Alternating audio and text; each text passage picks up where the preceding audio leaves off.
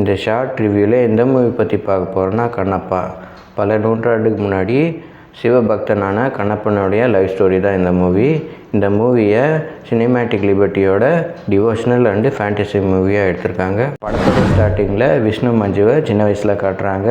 ஒரு தெய்வ வழிபாடுனால அவர் நண்பனை பலி கொடுத்துட்றாங்க. அதனால் தெய்வ பக்தியே இல்லாமல் வளர்கிறாரு. இப்போது நாஸ்திகனாக இருக்கிறதுலேருந்து அவர் தெய்வ பக்தியை எப்படி மாறினார் அப்படின்றது தான் படத்துடைய மீதி கதை. விஷ்ணு மஞ்சு இந்த படத்தில் தின்னான்ற ரோலில் ரொம்ப நல்லாவே நடிச்சிருக்காரு. லவ், ஆக்ஷன், இமோஷன் எல்லாத்துலேயுமே ரொம்ப நல்லாவே பண்ணியிருக்காரு. பிரீத்தி முகுந்தன் இந்த படத்தில் நிமிலான்ற ஒரு கேரக்டரில் ஹீரோயினாக நடிச்சிருக்காங்க. அக்ஷய்குமார் இந்த படத்தில் சிவனாக நடிச்சிருக்காரு. காஜல் அகர்வால் இந்த படத்தில் பார்வதியாக நடிச்சிருக்காங்க. மதுபாலா இந்த படத்தில் பிரீத்தி முகுந்தன் அம்மாவை நடிச்சிருக்காங்க. சரத்குமார் இந்த படத்தில் விஷ்ணு மஞ்சு அப்பாவை நடிச்சிருக்காரு. அதுக்கப்புறம் மோகன் பாபு இந்த படத்தில் மகாதேவ் சாஸ்திரின்ற ஒரு ரோலில் வராரு.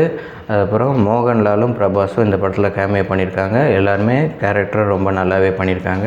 சினிமோட்டோகிராஃபர் ஷெல்டன் ஷா இந்த படத்தை ரொம்ப நல்லாவே எடுத்திருக்காரு. டைரக்டர் முகேஷ் குமார் சிங் இந்த படத்தை டிவோஷனல் அண்டு ஃபேண்டசி மூவியாக எடுத்திருக்காரு. ஆனால் இந்த படம் எங்கேஜிங் ஃபேக்டர் அதிகமாக இல்லாதனால ஃப்ளாட் ஸ்க்ரீன் ப்ளேவாக இருக்குது. அதனால் ஆவரேஜ் வாட்சாக முடியுது இந்த கண்ணப்பன். இந்த மாதிரி வீடியோ பார்க்கணுன்னா எங்கள் சேனல் லைக் பண்ணுங்கள், ஷேர் பண்ணுங்கள், சப்ஸ்கிரைப் பண்ணுங்கள். தேங்க்யூ.